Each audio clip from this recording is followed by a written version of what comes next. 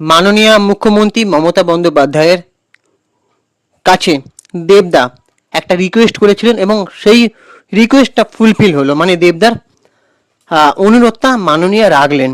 সেটা কি না, টলিউডের যে কলাকুশলীরা রয়েছেন মানে টেকনিশিয়ানরা তাদের জন্য।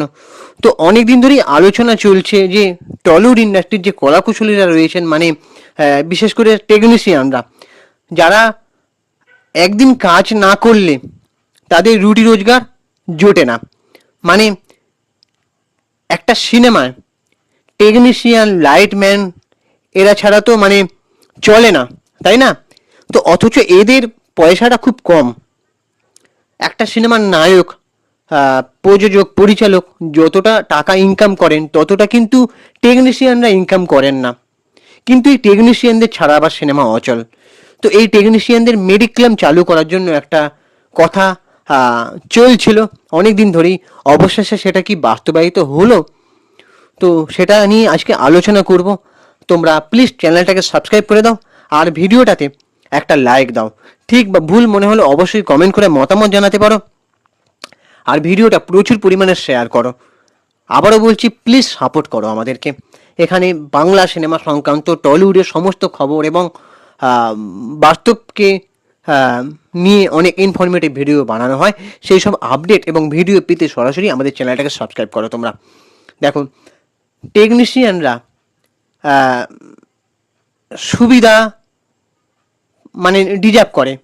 তাদের ফ্যামিলিতে যদি কিছু হয় তারা কিন্তু চিকিৎসা যাতে দিতে পারে তাদের ফ্যামিলির মানুষকে, বা টেকনিশিয়ানরা যখন রোদে জলে পুড়ে যখন সেই টেকনিক্যাল কাজগুলো সামলায় একটা সিনেমার, তো তাদের যখন হঠাৎ করে কিছু হয়ে যাবে বা শরীর খারাপ করবে তাহলে অনেক সময় তাদের চিকিৎসা করার পয়সা থাকে না।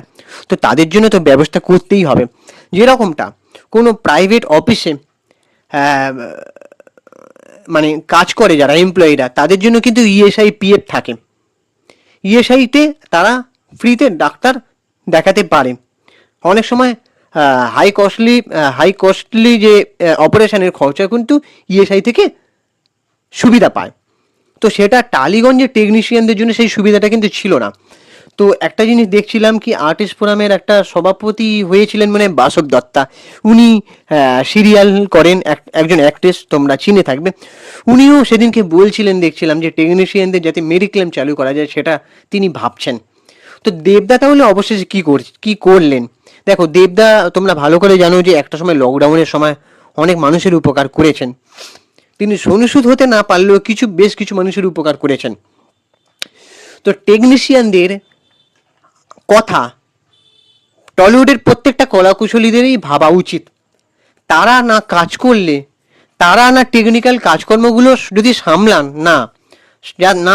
তাহলে একটা সিনেমা কিন্তু তৈরি হয় না। একটা সিনেমা বানানোর পেছনে প্রচুর টেকনিক্যাল দিক থাকে এবং টেকনিশিয়ানদের হাত থাকে।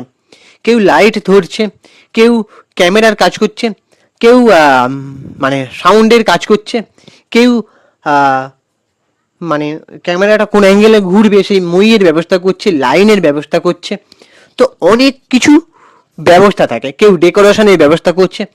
তো সেই সব টেকনিশিয়ানরা সবসময় নিয়মিত কাজও পায় না। যখন তাদেরকে ডাকা হয় তখনই তারা কাজ করেন। আমার মনে হয় না তারা রেগুলারই একটা মাস মাইনে হিসেবে টাকা পান সবাই।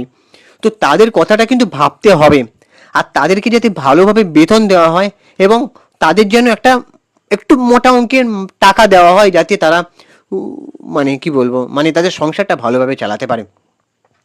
আর টলিউড ইন্ডাস্ট্রির এখন যে হাল ফেলে সমস্যা হয়ে দাঁড়িয়েছে না, আগেই বলেছি আমি বারবার ধরে যে বাংলা সিনেমা কখনো কমার্শিয়াল সিনেমা ছাড়া এগোয় না। তো আমাদের টলিউড ইন্ডাস্ট্রিতে কমার্শিয়াল সিনেমাটা খুব কম হচ্ছে, এসছে কিন্তু এখনো পর্যন্ত সেভাবে হচ্ছে না। ফ্যামিলি ড্রামা, সাহিত্যধর্মী সিনেমা, তারপরে কোথায় love story, triangle love story, পরকীয়া, তারপরে কোথায় ভাই বোনের সুরসুরি, এইসব সম্পর্কে সুরসুরি, এইসব দিয়েই সিনেমা চালানো হচ্ছে।